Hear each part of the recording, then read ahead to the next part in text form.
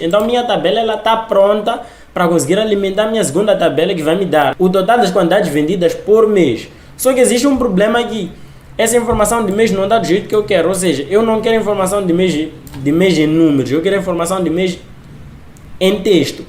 Então assim, por que eu estou a trazer esse exercício aqui? Porque no dia a dia é exatamente assim que acontece. Ou seja, antes de você querer deixar qualquer coisa no automático, você primeiro vai precisar manipular as tuas tabelas cruas, vai precisar manipular os teus dados, vai precisar preparar os teus dados para que eles estejam prontos para você conseguir deixar as coisas dinâmicas. Então, o caminho para deixar as coisas dinâmicas é um caminho longo, é um caminho cansativo, é um caminho que exige muito do teu esforço, só que no final do dia depois economiza teu tempo. Então, você faz muito esforço no início para depois economizar tempo. Quando você não deixa as coisas no dinâmico, é o contrário. Você fica sempre a fazer muito esforço manual e você nunca sai daí. Então, exige muito de ti.